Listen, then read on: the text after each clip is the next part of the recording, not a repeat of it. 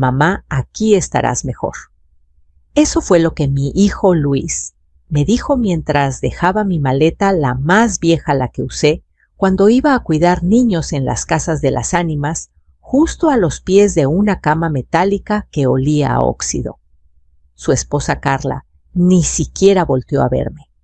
Estaba demasiado ocupada revisando su celular, como si tuviera prisa por irse.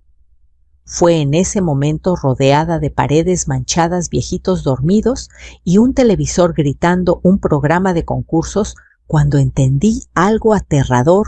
No estaba ahí por mi bien, sino porque sobraba en mi propia casa. Nunca imaginé que a los 72 años volvería a sentirme como cuando tenía 10, abandonada en una escuela nueva, con el corazón temblando y las palabras atoradas en la garganta. Pero ahí estaba yo, sentada en la cama número 14 de un asilo llamado Casa del Amanecer. ¡Qué ironía! Yo solo veía atardecer en esas paredes. Luis se aclaró la garganta, como si estuviera practicando un discurso importante. «Mamá, mira, aquí te van a cuidar bien», dijo exageradamente amable, como cuando uno intenta convencer a un niño de que la inyección no duele nada. Yo asentí, aunque sentía un nudo afilado en el estómago. Mi hijo tenía esa mirada de quien no quiere enfrentarse a la culpa. Bajaba los ojos, respiraba hondo y volvía a hablar solo para no escuchar el silencio. Hay actividades, juegos, ejercicio, comida blandita. Seguía diciendo, enumerando beneficios, como si me estuviera vendiendo un departamento. Carla intervino sin dejar de mirar la pantalla. Además tienen seguridad las 24 horas. Y pues, nosotros trabajamos mucho. No podemos estar al pendiente de ti todo el tiempo. Ese pues me atravesó más que cualquier otra cosa. Ese pues significaba que ya me habían puesto en la categoría de estorbo. No sobraba amor, sobraba yo. Respiré hondo. No quería llorar frente a ellos. No les daría ese consuelo. Las lágrimas siempre habían sido privadas para mí. Luis se acercó a mi maleta para abrirla, tratando de acomodar mis cosas como si así pudiera arreglar algo más profundo. «Te traje tu bata favorita, la rosa con flores», dijo forzando una sonrisa. La había escogido porque él recordaba que yo la usaba cuando lo despertaba para ir a la secundaria. Pero la verdad, la bata estaba vieja, casi transparente. Me sorprendió que no se hubiera ido a la basura junto con otras cosas que seguramente Carla ya había descartado para ahorrar espacio. El cuarto olía a plástico viejo, a medicinas y a humedad. La cama de al lado estaba vacía, aunque claramente había sido usada hace poco. La almohada aún tenía forma de cabeza. El pasillo a lo lejos estaba lleno de voces arrastradas. Una viejita que llamaba a alguien llamado Toñito, un señor que se reía, solo 2 enfermeras que murmuraban chismes. El mundo que se abre en los asilos es otro universo, uno donde el tiempo ya no corre, se estanca. Mamá Luis suspiró de verdad, es por tu bien. Yo quería preguntarle, ¿qué parte de mi bien incluye dejarme aquí sin siquiera preguntarme qué quiero? Pero me mordí la lengua. Las madres de mi generación no hacíamos preguntas incómodas. Aguantábamos, siempre aguantábamos. Carla finalmente levantó la vista y dijo, «Bueno, ya nos tenemos que ir. El tráfico se va a poner feo». Ni una caricia, ni un beso, ni un «¿estás bien?». Solo prisa. Luis me abrazó rápido, como quien quiere terminar un trámite. «Te hablamos mañana para ver cómo sigues». «¿Sí?» Mañana yo sabía que no. Cuando salieron, escuché cómo sus pasos se alejaban por el pasillo. Y luego, el sonido más doloroso de todos, la puerta del asilo cerrándose. Muy despacio, como quien se acomoda para una siesta triste, me senté en la cama. Toqué las cobijas ásperas. Me quité el rebozo. Respiré ese aire espeso que huele a olvido. Quise decirme a mí misma que iba a estar bien, que no necesitaba a nadie, que era fuerte. Pero la verdad es que sentí que un pedazo de mi alma se quedaba colgando del retrovisor del carro de mi hijo cuando se fueron. Me repetí en la mente. Guardé mi dolor y seguí adelante. No lloré delante de ellos. No les di ese lujo. Pero ya a solas sentí como el silencio me abrazó por la espalda. De pronto la puerta se abrió.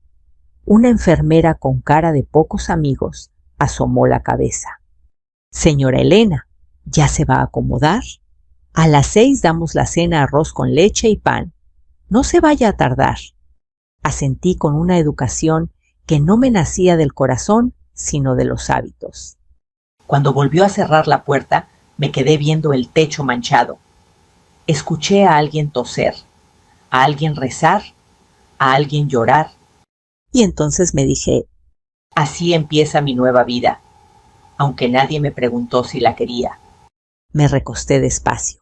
El colchón era tan duro que mi espalda protestó con un crujido. Miré mi maleta cerrada, casi intacta. Dentro no había mucho. Un par de blusas, mi rebozo viejo, fotos que yo misma metí, sin que Carla las viera, porque ella hubiera dicho eso ya ni sirve, y la libreta donde anoto mis gastos, mis recetas y mis pensamientos. Esa libreta sería más importante de lo que yo imaginaba. Antes de quedarme dormida, pensé en algo que me erizó la piel. Un día, 2 años después, tocarían a mi puerta y descubrirían que ya no los necesitaba. Pero para llegar a ese día, tendría que pasar por un infierno silencioso. Y aquí es donde comienza realmente mi historia. Cuando cerré los ojos aquella primera noche en el asilo, no pude dormir. El colchón era duro, la almohada olía a humedad, y el sonido constante de un ventilador viejo hacía que mis pensamientos rebotaran sin descanso. Intenté concentrarme en mi respiración, pero cada vez que exhalaba una pregunta, me golpeaba. ¿En qué momento pasé de ser el centro de su vida a convertirme en un estorbo? El silencio del asilo, ese silencio pesado lleno de lamentos apagados, me arrastró hacia atrás, hacia épocas donde mis manos no temblaban, donde mis pasos eran firmes y donde Luis, mi hijo, apenas sabía atarse las agujetas. Mi vida antes de convertirme en una carga. Yo crecí en un barrio sencillo de Puebla, donde las casas estaban tan pegadas unas a otras que podías escuchar las peleas, las risas y las cumbias del vecino sin quererlo. Mi mamá hacía tortillas y café de olla todas las mañanas, y el olor a canela y piloncillo siempre fue, para mí, sinónimo de hogar. Cuando conocí a Juan, mi futuro esposo, pensé que la suerte, por fin, se me había volteado. Era trabajador simpático, y al principio me miraba como si yo fuera un milagro. La vida, con el paso de los años, me enseñaría que no hay milagro que dure para siempre. Tuvimos a Luis cuando yo tenía 22 años. Fue el día más luminoso de mi vida. Era un bebé tranquilo, de ojos enormes, que se acomodaba en mi pecho como si ese fuera su único hogar. Los primeros años fueron bonitos, pero poco a poco Juan empezó a cambiar. Las cervezas, llegaron luego las noches sin volver, después la indiferencia. Yo intenté salvarlo, intenté rescatar la familia que soñé, pero un día simplemente se fue. Lo recuerdo perfectamente. Un lunes, mientras yo preparaba el desayuno, él se acercó con una bolsa de ropa y me dijo: «Elena, necesito mi espacio, me voy con alguien más». Sentí que el piso se me abría. Volteé a ver a Luis, apenas tenía 7 años, y sentí que el mundo se me deshacía entre las manos. Pero no lloré delante de Juan. Aprendí temprano que a veces la dignidad es lo único que nos queda. La carga del mundo en mis hombros. A partir de ese día, me convertí en madre y padre. Lavé ropa ajena, limpié casas en las ánimas, cuidé niños para señoras que me hablaban como si yo no tuviera nombre. Me levantaba a las 4 de la mañana para tomar el camión todavía oscuro, con los perros ladrando en las calles vacías. A veces pasaba hasta 14 horas fuera de casa. Regresaba con las manos agrietadas por el cloro y el jabón, con los pies hinchados, pero siempre con una sonrisa para Luis. «Mamá, ¿cenamos?», preguntaba él con sus ojos grandes. Y yo, aunque solo hubiera pan duro o arroz recalentado, le decía: «Claro, mijito, vamos a cenar rico». Nunca supo cuántas veces me dormí con el estómago vacío para que él pudiera comer un poco más. Los sacrificios que nunca se cuentan. Cuando Luis entró a la secundaria, pidió un uniforme nuevo porque todos los niños lo traen bien bonito. Yo no tenía dinero. Pero una tarde, mientras limpiaba una cocina enorme, vi mi anillo de oro, el único recuerdo de mi mamá, brillando en mi dedo. Esa noche lo vendí. Con ese dinero compré el uniforme y también unos tenis que vi en oferta.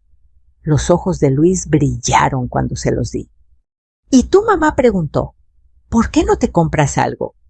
Yo solo respondí: «Porque no me hace falta nada, hijo». Mentí. Pero las madres de mi generación éramos expertas en mentir para proteger el corazón de nuestros hijos. Otro sacrificio. Cuando Luis quiso estudiar para técnico electricista, las inscripciones se me salían del presupuesto.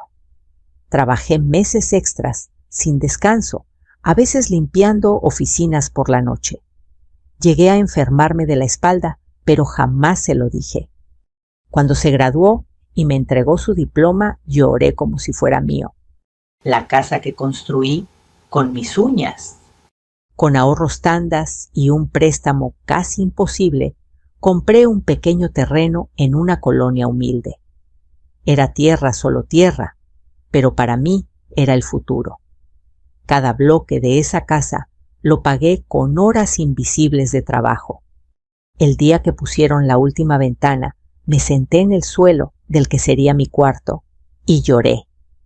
Era mi primer logro real, algo que nadie me había regalado. Pensé que ese lugar sería mi refugio para siempre. No sabía que algún día me sacarían de ahí como si fuera la última página de un libro viejo. Luis y la llegada de Carla. Cuando Luis conoció a Carla, yo estaba feliz. La muchacha era bonita, educada, siempre sonriendo. Al principio me trataba bien, muy bien, incluso demasiado amable. Pero con el tiempo, esa amabilidad se volvió frialdad. Y luego impaciencia. Y luego molestia. Empezó con comentarios pequeños. «Señora Elena, ¿no cree que sería mejor que tuviera su propio espacio? Es que a veces necesitamos privacidad. Las parejas jóvenes también necesitan su independencia». Luis, como siempre, se dejaba llevar por lo que ella decía. Y yo me hacía chiquita para no estorbar. Aún así, seguía ayudando cocinando, cuidando al nieto, limpiando la casa, haciendo tortillas, como mi mamá me enseñó. Nadie te dice que el corazón se rompe poquito a poquito, no de golpe. El incidente que lo cambió todo. Un día me mareé mientras preparaba café. Estaba sola, me agaché demasiado rápido para agarrar una olla del gabinete y el mundo me dio vueltas. Me recargué en la estufa, respiré hondo y seguí. Luis llegó minutos después y vio que el café se había derramado. Mamá gritó: «¿Qué hiciste? ¿Quieres quemarte?». Carla aprovechó la escena. «Luis, esto ya no es seguro. Necesita cuidado. Y si un día deja el gas abierto, y si un día se cae y no hay nadie». Ni siquiera me dejaron explicar. Ni siquiera preguntaron cómo me sentía. Ese mismo fin de semana visitaron el asilo y 2 semanas después ya estaba yo aquí sentada en esta cama metálica. Y ahora entiendo. Mientras recordaba todo eso, acostada en esa habitación ajena, me di cuenta de algo que me dolió más que cualquier otro recuerdo. Mi hijo no se acordaba de mis sacrificios. Mi nuera nunca los conoció y yo nunca los presumí. Los di por amor.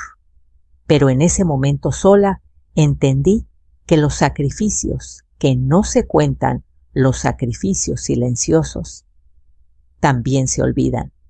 Me limpié una lágrima, respiré hondo y prometí algo que aún no sabía cómo cumplir. Un día ellos sabrían quién soy realmente. Un día sabrían que no me quebraron. Los primeros días en el asilo se me hicieron eternos.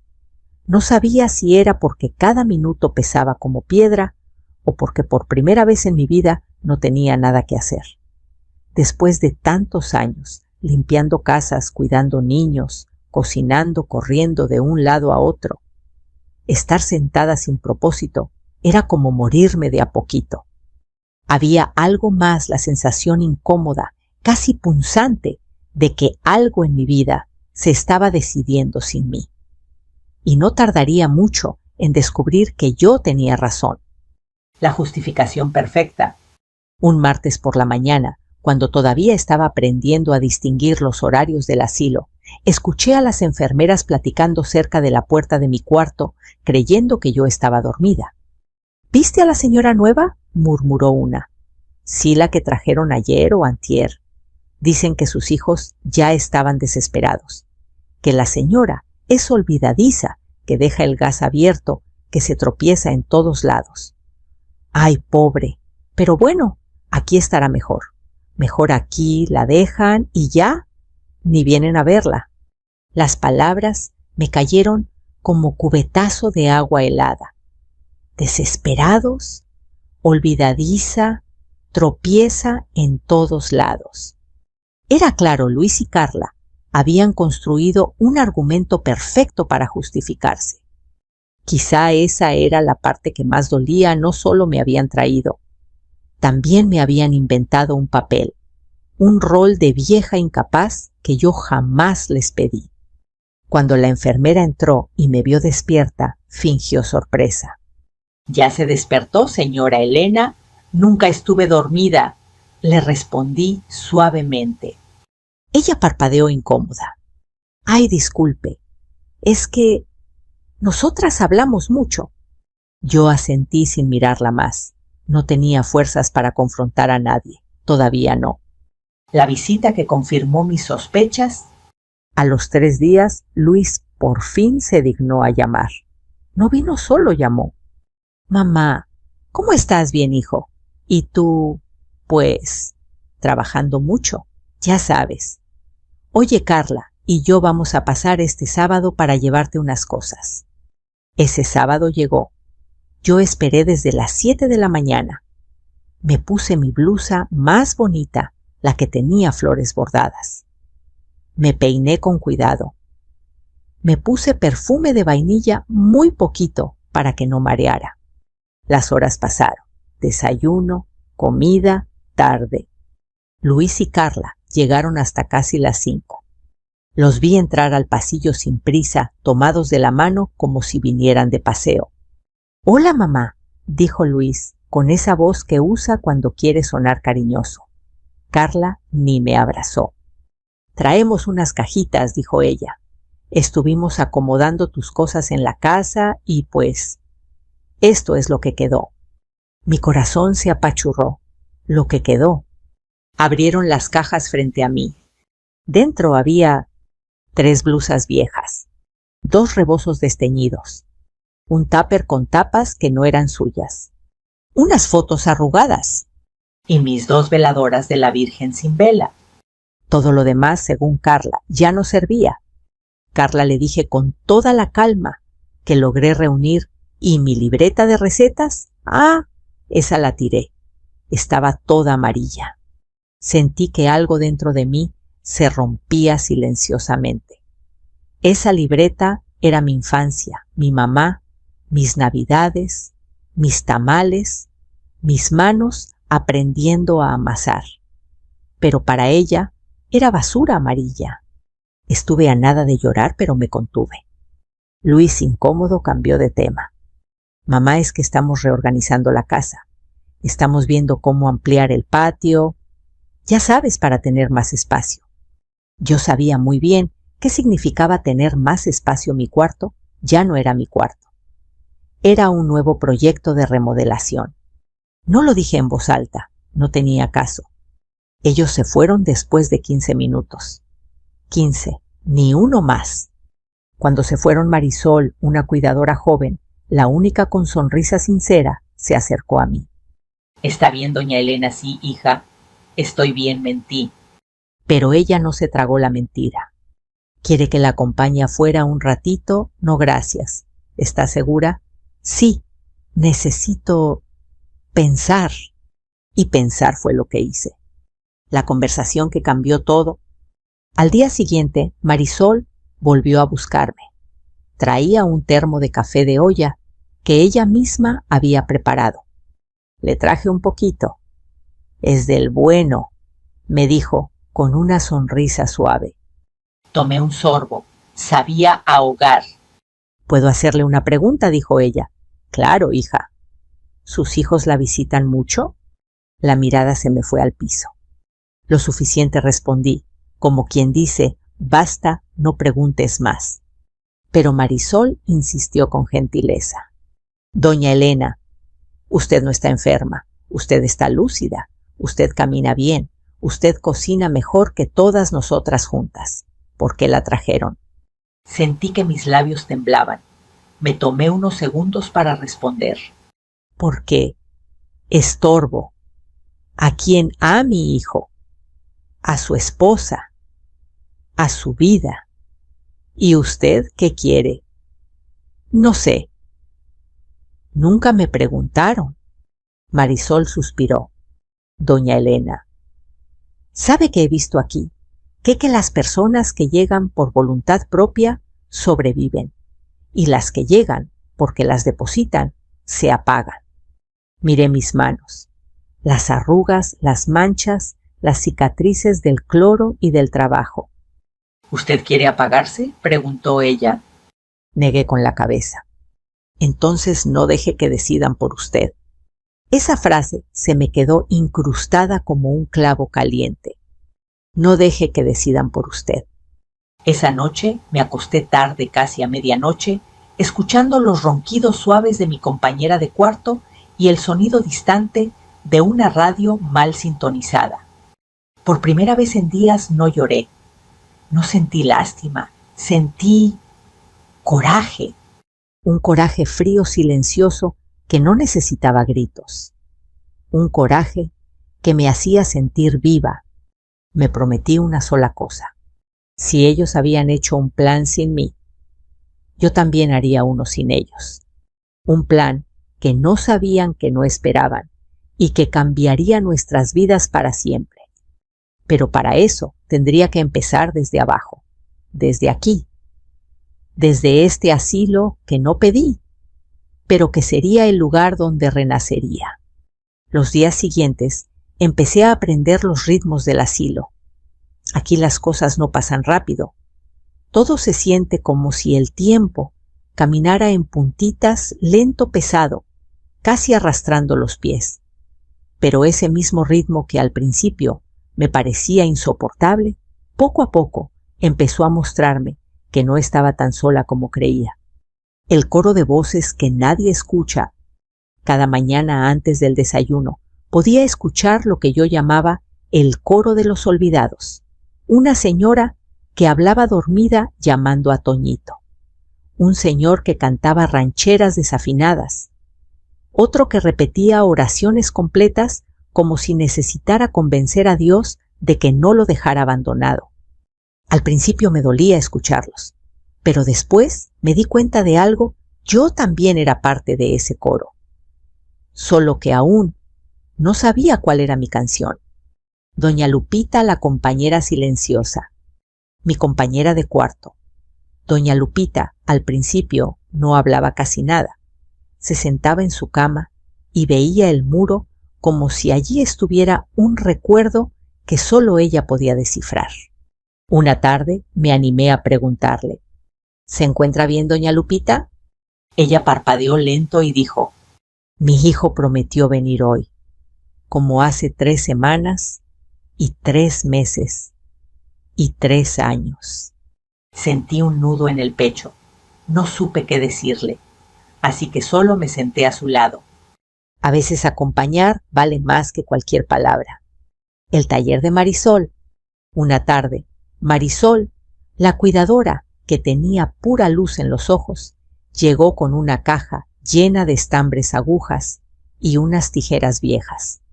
Hoy toca taller de manualidades. ¿Listos?, dijo con entusiasmo. Nadie respondió. Los viejitos estaban acostumbrados a actividades aburridas, colorear dibujos de niños o ver novelas que no les interesaban. Pero Marisol no se rindió. Sacó un mantelito bordado y lo extendió en la mesa. Esto lo hizo mi abuela, explicó. Ustedes no saben bordar. Ahí fue donde doña Lupita, esa mujer silenciosa, levantó la mano con dignidad. Yo sí. Yo también la levanté. ¿Y yo? Pronto se fueron uniendo otros. Don Chema dijo que sabía lijar madera. Doña Rosa sabía hacer puntadas finas. Y doña Pilar presumió que sabía tejer servilletas desde niña. Marisol sonrió triunfante. Perfecto. Entonces no venimos a colorear, venimos a crear. Ese día bordamos flores torcidas, hojas chuecas y figuras medio raras. Pero aún así hubo algo mágico. Por primera vez desde que llegué, escuché risas. Lentas, bajitas, oxidadas, pero risas al fin. El primer mantel vendido. Una semana después, Marisol llegó emocionada. Vengan, vengan, aplaudió. Les tengo noticias. Sacó un mantelito que habíamos bordado entre 4. Lo llevé al tianguis de la parroquia y lo vendimos. Nos quedamos en silencio.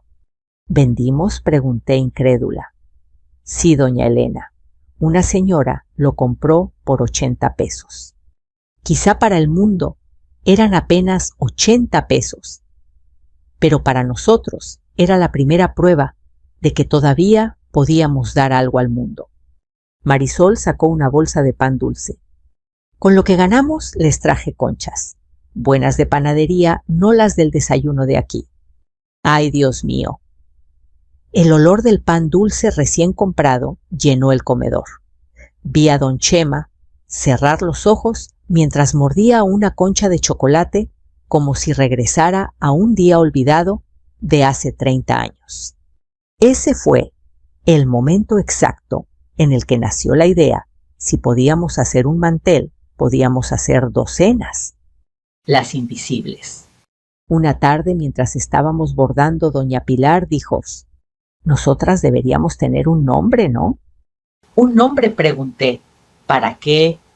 Para sentirnos grupo, respondió ella. Para que sepan que existimos. Don Chema, siempre con su humor seco, soltó: pues pónganse las olvidadas. Nos reímos, pero doña Rosa sacudió la cabeza. No, no somos olvidadas, estamos vivas, solo que nadie nos ve. Y ahí, como si todas hubiéramos tenido la misma revelación, dijimos casi al mismo tiempo: las invisibles. Un nombre triste, pero también poderoso. Porque aceptar la invisibilidad nos dio ganas de luchar para dejar de serlo.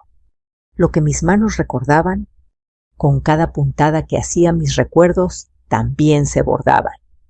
Recordaba a mi mamá enseñándome a coser con un hilo rojo grueso. Recordaba bordar el nombre de Luis en sus servilletas de la primaria.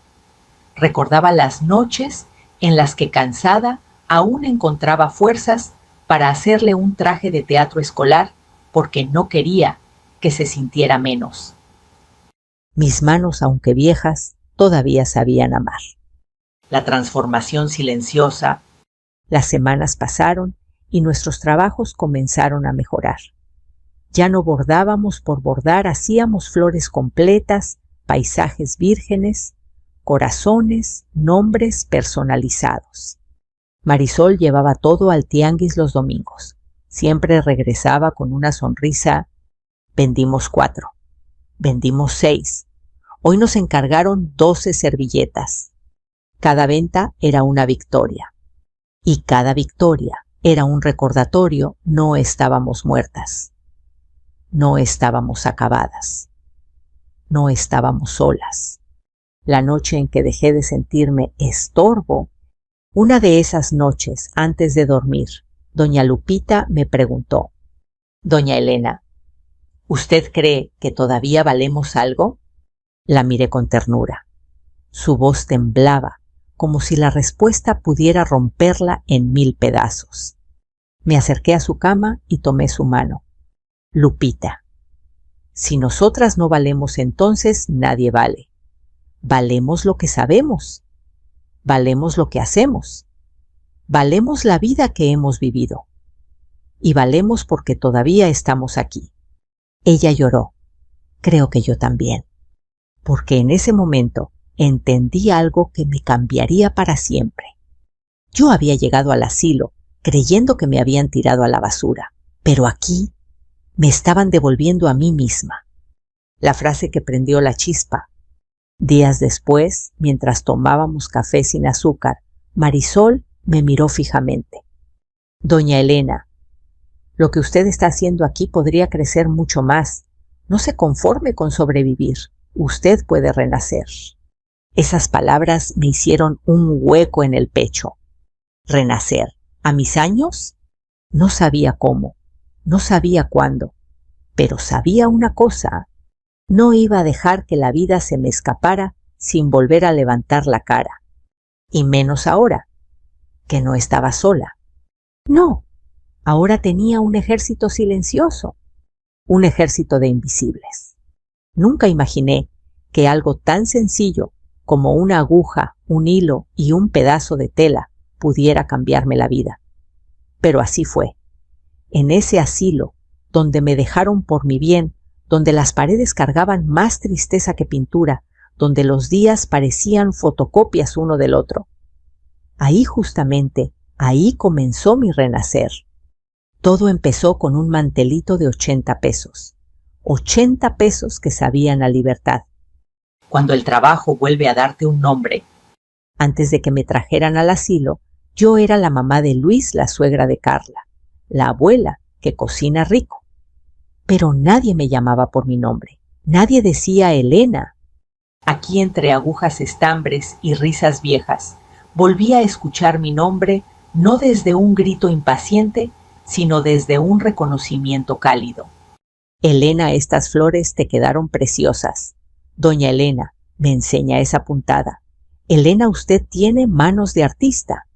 ¡Ay! ¿Cómo necesitaba que alguien me dijera algo así? Las palabras correctas pueden despertar partes de ti que creías muertas. El dinero que comenzó a llegar no era mucho. 20 pesos, aquí 50 allá, a veces 100 por un juego de servilletas.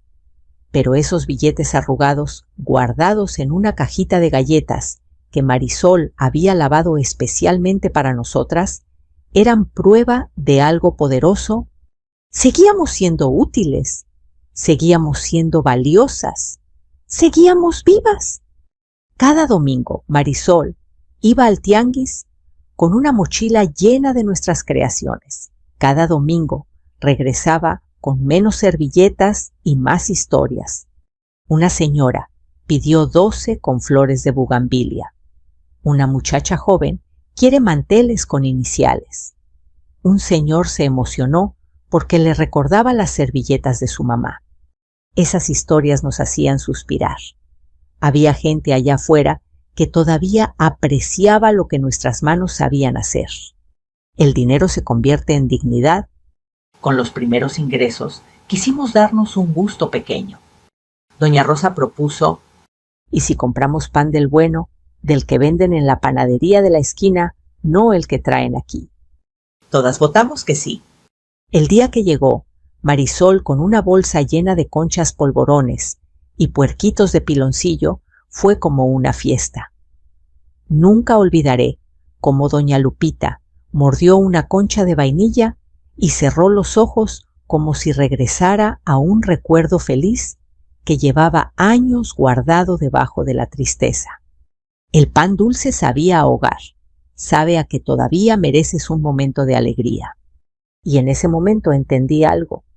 No era el dinero, era la sensación de poder elegir algo para nosotras. Por mucho tiempo nadie nos había preguntado qué queríamos. Ahora por fin teníamos una voz. Chiquita sí, pero nuestra. Mi primera compra con mi propio dinero. Un jueves por la mañana, con 35 pesos que me había guardado especialmente, le pedí permiso a la enfermera para salir con Marisol a la tiendita de la esquina. ¿Sí puede caminar tanto, doña Elena?, preguntó con tono paternalista. La miré fijo. Llevo caminando más que tú desde antes de que nacieras. Así que sí. Marisol se rió por lo bajo.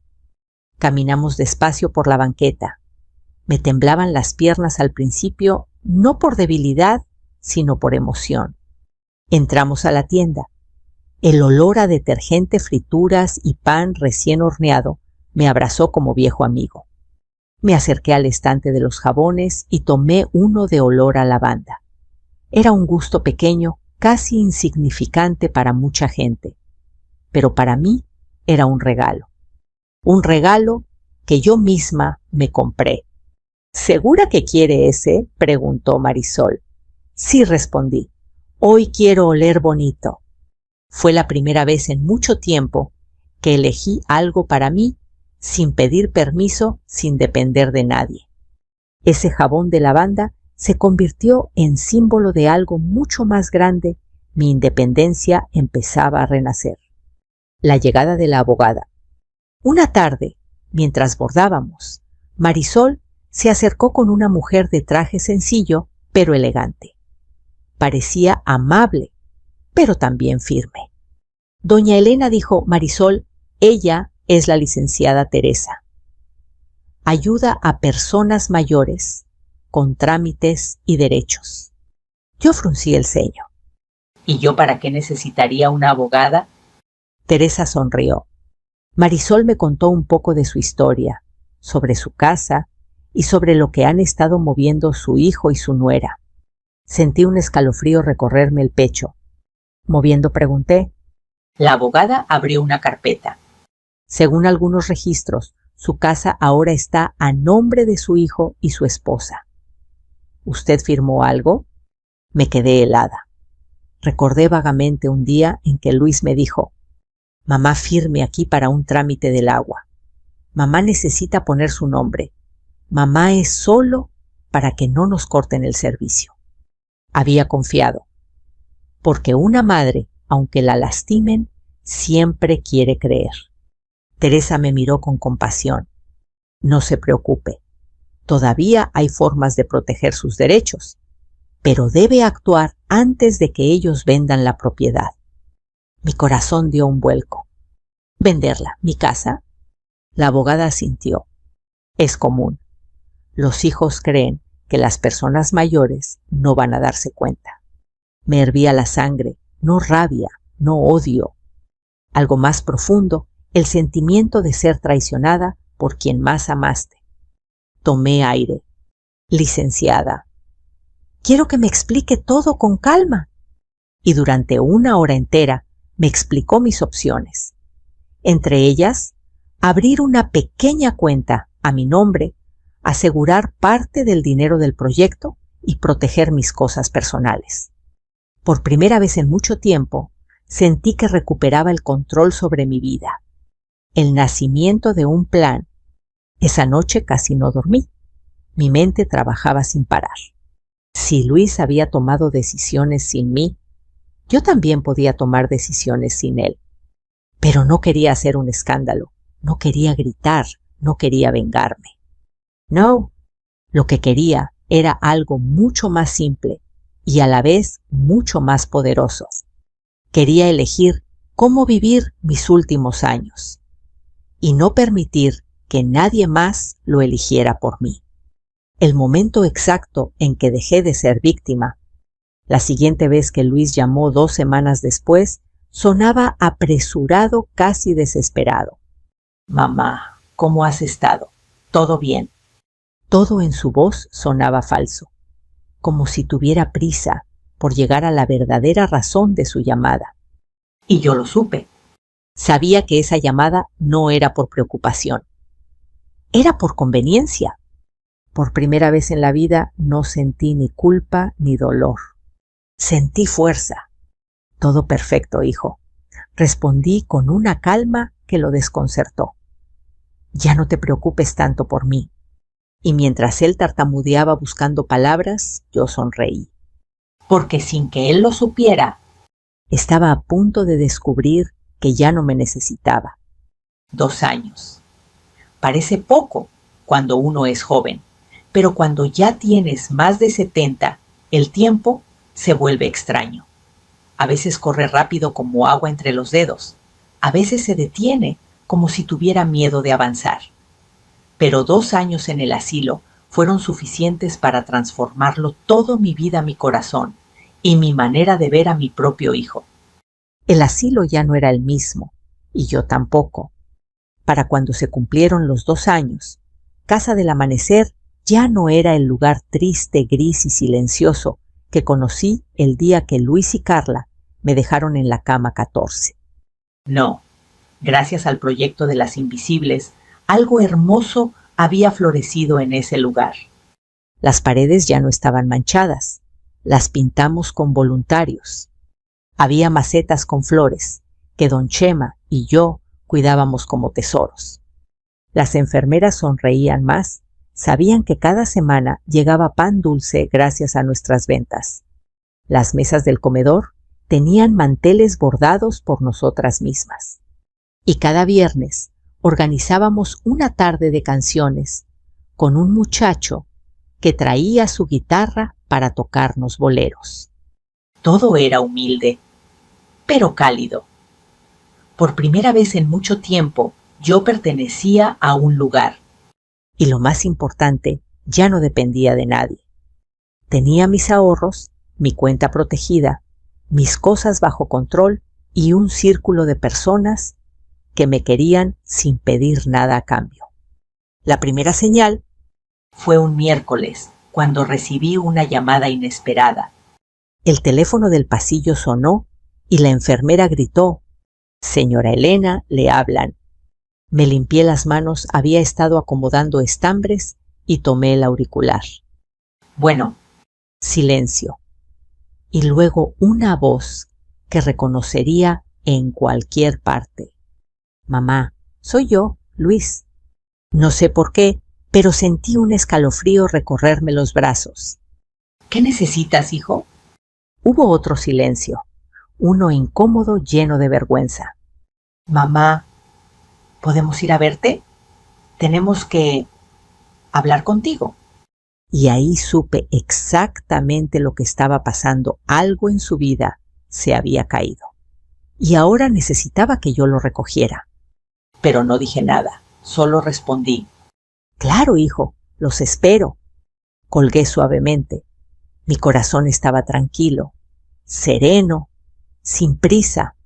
Sabía que ese día llegaría, el día en que ellos tocarían mi puerta no por amor, sino por necesidad. La llegada, Luis y Carla llegaron en un coche más viejo que el que tenían antes. La pintura estaba rayada y una de las defensas estaba suelta. Carla bajó primero. Se veía cansada, demacrada. Luis la siguió con los hombros caídos. Cuando entraron al jardín del asilo, sus ojos se abrieron. ¿Qué hicieron con este lugar?», preguntó Carla sorprendida. Había música suave sonando desde el comedor. Unas señoras tejían bajo la sombra del árbol grande. Unos cuantos viejitos jugaban dominó. Y yo estaba ahí sentada entre plantas podando mis rosales. Luis se me quedó viendo como si yo fuera otra persona. «Mamá, ¿te ves? Muy bien. Sonreí. Estoy bien, hijo, muy bien. Carla miró alrededor y susurró. Esto parece otro asilo. Nada que ver con cómo estaba antes. Las invisibles lo cambiamos, respondí con orgullo. Luis frunció el ceño. Un grupo que formamos, vendemos bordados y artesanías, tenemos clientes, ahorramos dinero y ayudamos al asilo. Carla abrió la boca, pero no salió nada. Me pidieron que habláramos en privado, así que los guié hasta la salita donde antes solo había sillones rotos. Ahora tenía cortinas nuevas, mesas pintadas y hasta unas flores frescas. La verdad que venían a esconder. Luis empezó a hablar rápido. Mamá, nosotros hemos tenido unos meses difíciles. El trabajo bajó, la remodelación de la casa salió más cara, el crédito del coche se nos vino encima. Carla añadió con voz temblorosa, y la escuela del niño está atrasada. Nos llegaron intereses y, bueno, estamos ahogados. Respiré hondo. Entiendo, hijos. La vida es dura. Luis tragó saliva. Mamá, puedes ayudarnos, solo un préstamo, algo temporal. Prometemos pagarte. Ahí estaba, la verdadera razón. Carla puso sus manos juntas como si rezara. Tú recibes tu pensión y pues, aquí no gastas mucho. Mi corazón no sintió enojo, no sintió rencor, sintió claridad. Hijos, dije con voz firme, lo digo con cariño, pero no puedo ayudarlos. Luis abrió los ojos sorprendido. ¿Qué, cómo que no puedes? Porque ese dinero es mío, respondí, para mi vida, para mis medicinas, para mis proyectos y para apoyar a mis compañeras, no para solucionar problemas que ustedes mismos provocaron. Carla soltó un suspiro de incredulidad. Mamá, estás diciendo que no nos quieres ayudar. A nosotros les ayudé toda mi vida, dije suavemente. Cuando tenía fuerzas, dinero, salud y juventud. Les di todo. Y ustedes decidieron dejarme aquí. Ahora estoy construyendo lo mío. Y ustedes tienen que aprender a construir lo suyo. Luis se llevó las manos a la cabeza. Pero somos tu familia. La familia no se abandona, respondí sin levantar la voz. Y ustedes lo hicieron primero. Silencio, pesado, doloroso, pero sincero. La gota que derramó el vaso. Carla, con tono casi molesto, dijo: No entiendo. ¿Qué te hicieron aquí? Estás distinta. La miré fijamente. Aquí me devolvieron algo que había perdido contigo, Carla. ¿Qué cosa? Mi dignidad. Ella bajó la mirada. Luis se acercó con desesperación en la voz. Mamá, por favor. Negué despacio. Hijo, la vida me enseñó que querer no es lo mismo que permitir. Yo los quiero, pero no puedo permitir que me usen más. La decisión. La conversación terminó sin gritos, sin insultos, sin drama. Solo terminó. Los acompañé a la salida. Luis lloraba en silencio, Carla también. Antes de irse, Luis se giró hacia mí. Ya no nos necesitas, ¿verdad? Respiré hondo. Hijo, hace 2 años pensé que no iba a poder vivir sin ustedes, pero hoy entiendo que sí puedo, y que ustedes también pueden, aunque duela. Luis bajó la mirada, asintió, y se fueron. Cuando cerré la puerta, supe la verdad. Cuando la puerta del asilo se cerró detrás de ellos, no sentí tristeza. Sentí paz. Paz de haber dicho lo justo. Paz de haber recuperado mi voz. Paz de saber que por primera vez en mi vida yo decidía. Esa noche, mirando mi jardín, repetí algo que cambiaría mi destino. Ya no los necesito, porque finalmente me tengo a mí misma. Y no sabía que esa frase sería apenas el comienzo de una nueva etapa. una etapa donde la vida todavía tenía sorpresas para mí. Y para ellos.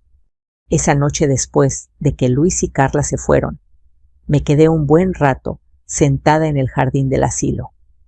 El aire olía a tierra húmeda y jazmín, y la luna parecía más grande que otras veces, como si quisiera alumbrar el camino que estaba por tomar. Mis manos descansaban sobre mi regazo tranquilas. Por primera vez en muchos años no temblaban. Había pasado demasiado tiempo siendo una carga, un estorbo, una viejita que ya no puede sola. Pero ahí, en ese jardín sencillo, rodeada de plantas que yo misma había cuidado, entendí algo profundo. Cuando te quitan todo, no siempre te destruyes. A veces te liberas. Las invisibles celebran mi decisión. Al día siguiente, cuando las señoras se enteraron de que mis hijos habían venido y que yo les había dicho que no podía ayudarlos económicamente, reaccionaron como una pequeña familia protectora. ¡Ay, Elena! ¡Qué valor!, dijo doña Rosa mientras acomodaba su bordado. Yo jamás habría podido, añadió doña Pilar, sacudiendo la cabeza con admiración. Usted hizo lo correcto, sentenció don Chema. La dignidad no se regala. Incluso doña Lupita, que rara vez hablaba, murmuró. Usted ya no se deja pisotear. ¡Qué bonito! Reí bajito. Ese grupo de invisibles, esas almas que el mundo había descartado, me habían dado más fuerza que cualquier persona en mi vida. Y entendí que no quería seguir viviendo como residuo. Quería vivir como persona. El pequeño cambio que lo transformó todo. Ese mismo día, Marisol se acercó con una noticia. Doña Elena, vinieron unas señoras de la parroquia. Quieren encargar 40 servilletas bordadas para una kermés. Mis ojos se abrieron. ¿40? Sí, dijo sonriendo. Y quieren pagar mitad por adelantado. Las invisibles gritaron de alegría. Sí, gritaron. Viejas y todo pegamos un grito.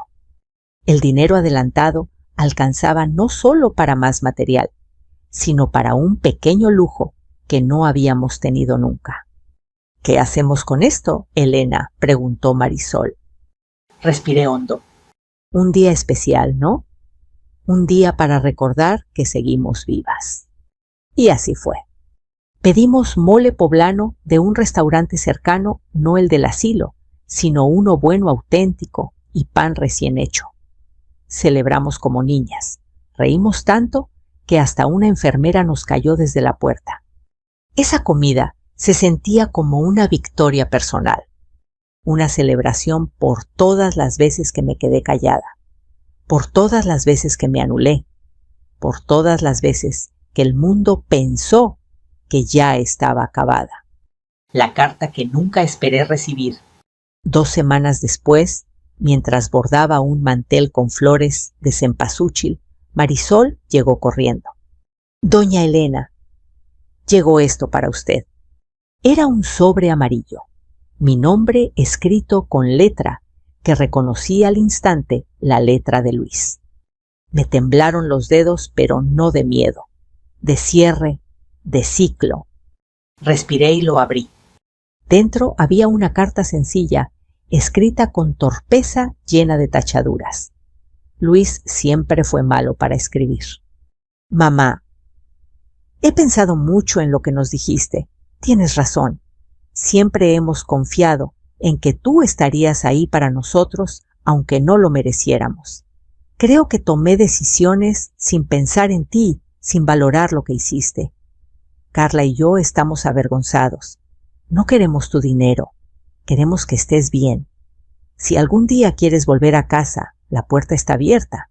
Y si no, solo quiero que sepas que te quiero. Me equivoqué. Lo siento. Leí la carta varias veces. Sentí lágrimas, pero no de tristeza. Eran lágrimas de alivio. Porque no todas las heridas necesitan venganza. A veces solo necesitan silencio, distancia y tiempo. Pero aún así, No sentí necesidad de volver a esa casa. La carta decía, si quieres volver, pero por primera vez en mi vida pensé, ¿por qué tendría que volver a donde no fui valorada? Yo ya tenía mi lugar, mi gente, mi paz. La visita inesperada.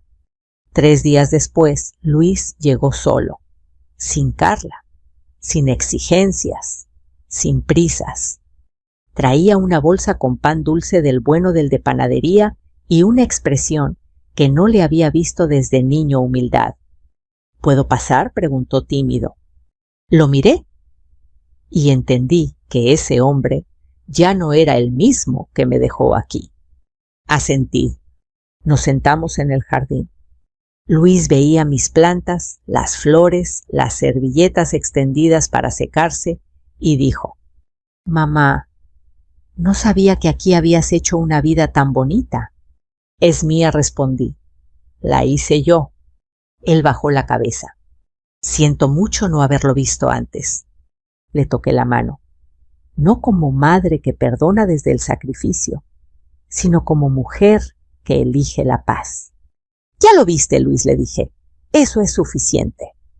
Hablamos un rato sobre su hijo, sobre su trabajo, sobre cómo la vida lo había golpeado después de haberme dejado aquí.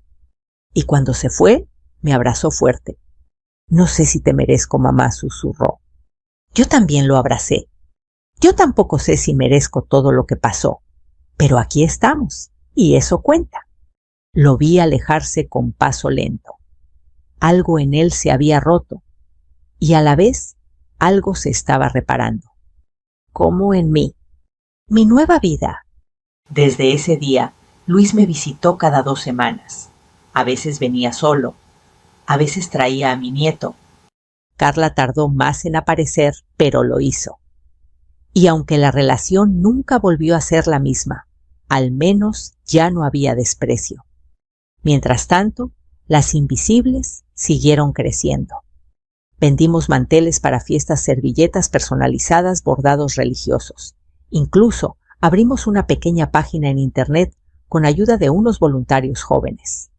El asilo usó parte de las ganancias para arreglar baños, comprar colchones nuevos y traer clases de música cada martes. Lo que antes era un depósito de viejitos olvidados, ahora era un pequeño hogar lleno de vida.